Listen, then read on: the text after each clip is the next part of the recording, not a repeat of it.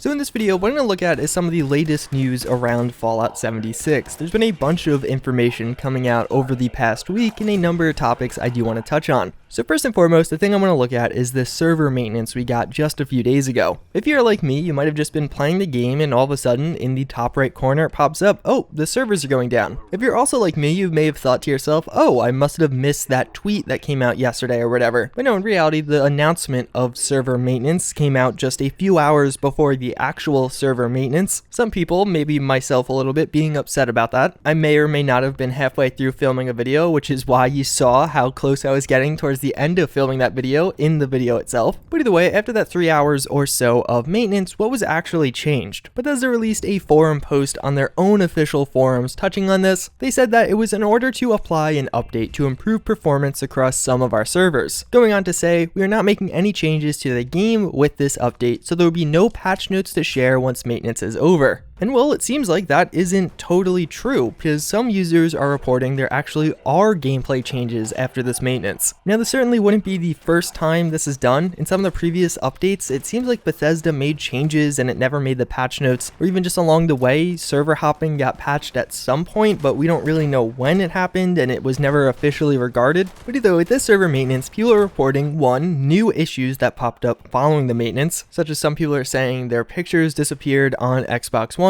or even further, some users are having way more crashing issues as a result of this. But even beyond that, on the good side of things, apparently a bunch of exploits were fixed during this. I don't really want to cover too much of them, but I was actually doing some research recently about the exploits of Fallout 76. And what I found was a number of the XP and ammo duplication glitches were resolved following this maintenance. This is largely based off of user report. Of course, I myself would never use one of these exploits to get ahead in the game. The interesting part is though, if this is true, why wouldn't Bethesda mention this? And it kind of goes back to the point I made earlier of these other secret updates. For example, with this past patch on PC that actually did get patch notes, they just never mentioned that they removed the FPS cap. This is something tons of us, myself included, are really loving. You could play the game at now a smooth 144 FPS, and a lot of people are happy about it. You think Bethesda would bask in that good update or even that good press, but rather it kind of flew under the radar. But outside of that, we actually have some news around fake news and review scores. Yes, fake news has made its way into Fallout 76. But first and foremost, a few additional review scores were posted for Fallout 76. A lot of major publications got their review scores out. Since I last talked about them, new reviews were posted by IGN, GameSpot, GameStar,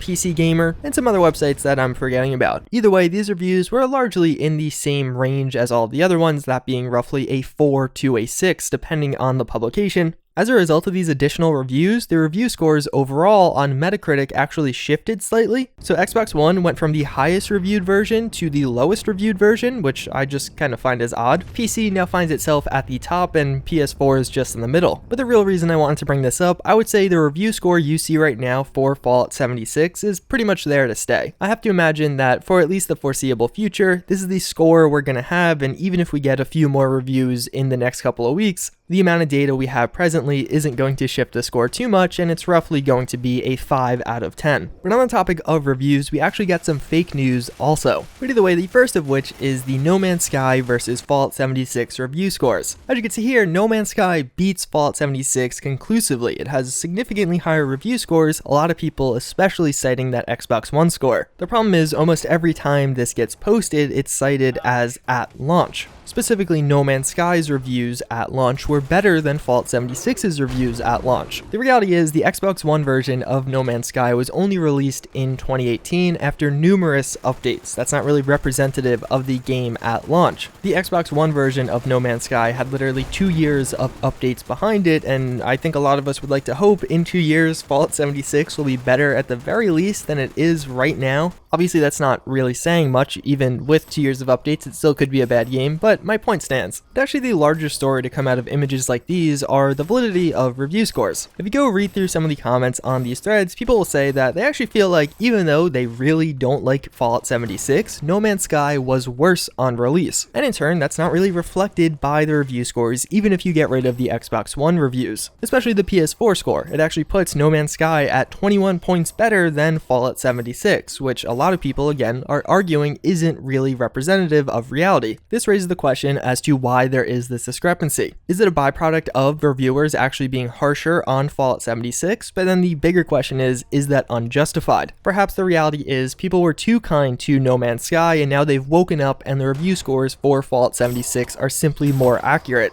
I'm not going to give my own opinions on this, but I think it's an interesting conversation that is deserving to be had. If you followed the release of either game, I think both could be described as dumpster fires, but was one 20 points less of a dumpster fire than the other. But then for the really fake news, there was actually a post that was getting a lot of traction, especially on some of the Fallout 76 favoriting subreddits, talking about how if you actually look at the verified user reviews, they're overwhelmingly positive. The article being cited here basically says we collected roughly 1,000 samples from verified purchases on Amazon and Best Buy, and then in turn publishes the data that the verified players are rating the game a 91, while the unverified players are rating the game a 28. And I'm just gonna stop it right there. This is total BS. One, there actually isn't thousands of verified reviews on Amazon and Best Buy combined, and even if you add in a few other sites, you still don't get up to that 1,000 number. Somebody on Reddit right now did what that article originally claimed to do, actually taking verified reviews from some of these various platforms, and what they find is the overall rating is pretty much in line with the critic reviews, that of a 53% on PS4, a 58% on Xbox One, and a 46% on PC. So the many people that were messaging me about this know Fallout 76 is not getting a 93 by people that actually own the game. And I think it's absolutely insane that a post claiming this on a Fallout subreddit got over 1,600 upvotes at one point. But as far as one final controversy goes, there's actually a sale going on right now for Fallout 76. You can find this at most major retailers, but it's not like it's just third-party sites. Even on Bethesda.net's store itself, you could get the game for a measly $40. A lot of people are pretty pissed about this, considering the game came out just a week ago and they had to pay $60, yet 1 week later, people that waited it out can get it for $20 less. Also, I would add that I think the game's a decent buy at $40, probably not worth $60 right now, or it's only worth $60 with friends. But I personally view it as for $40, it could be a decent pickup, especially if you and your friend buy it. I honestly don't have a super strong opinion on this sale. I think it's unfortunate if you paid $60 1 week ago, but hey, that's just the reality sometimes. One thing that I do find very interesting though, a question that does pop into my head is, was this something that was planned, or is it a result of the sales figures of Fallout 76? We haven't gotten any genuine data on this yet. There are some people reporting physical copies, but obviously that's going to be a flawed approach. I think based off that, you could definitely conclude that sales are down for Fallout 76, but I think most people would assume that. Perhaps this quick sale is a way for Bethesda to get a lot more users in the game that were otherwise pretty on the fence about it. That $40 price tag is certainly a pretty big discount. And then one final story that was actually not brought up by me, but actually another YouTuber, Mr. Matty Plays, he tweeted yesterday that, hey, wait, wasn't the Elder Scrolls Blades supposed to come out this year? If you guys don't remember that game, it was basically a take at making the Elder Scrolls mobile, and honestly a lot of people thought it was pretty cool at E3. When I went to that Greenbrier event to try Fallout 76 first, they actually had it there, but it was like a scripted demo. It seemed like it was even more restrictive than the E3 version that I also played at E3 a few months earlier. If I'm going to be honest, there is almost nobody actually playing Blades at the Greenbrier event for Fallout 76. I just don't think there's much interest. The last news we heard on a release date was actually a few months ago in September, when the release date was moved from September 7th to December 1st. The official Elder Scrolls Twitter account actually responded to this saying the date on the App Store is a placeholder date from Apple. The Elder Scrolls Blades is slated for a fall release. Stay tuned here and Bethesda.net for when we announce the release dates and more info. So right now it's listed as December 1st still on the App Store. Obviously that's like 1 week away. And the fact that there has been next to no marketing for this game and really no news at all outside of just this tweet from yesterday from not even anyone affiliated with Bethesda makes me think that it might be in store for a delay, or the game is really bad. I mean, it just seems rather odd for them to not talk about it at all if it's actually coming out in just 1 week. And if the game actually ends up being like a disaster or people just really don't like it, I imagine Bethesda doesn't want additional bad headlines following Fallout 76 and all of the bad headlines they got with that. So I don't know, I mean, time will tell what happens with this. I'll definitely keep an eye on it. I totally forgot about this game. And as one final note before I end off this video, a lot of people have been asking me, and just in general, why isn't Bethesda responding to a lot of this backlash and criticism? Now, I don't work for Bethesda, I don't actually know the reason, but I would like to think that there's no real incentive incentive to do that. What can Bethesda possibly say that's gonna make things okay? Like, oh yeah, sorry, we realize all these reviews are horrible, our game isn't that good, but we're gonna fix it. I'm not really sure that would appease all that many people. I think what Bethesda should do right now, and again, this is coming from somebody that really doesn't know what they're talking about, is keep their mouth shut and just communicate with us when the update's coming and keep posting updates, keep fixing their game and hopefully making it better, allowing their actions to speak hopefully much louder than any of their words would. Now at the current rate of their updates, it's going to take a long time before we get even a bug-free game, let alone new features or better features getting added in. But hey, I'm hopeful that Fallout 76 will be the next No Man's Sky and that it's really good like a year after release. Either way, it's pretty much going to wrap it up for this video. As always, again, I thank you all for watching. Hopefully you found this informative. But with that, I hope to see you guys all next time, which is tomorrow.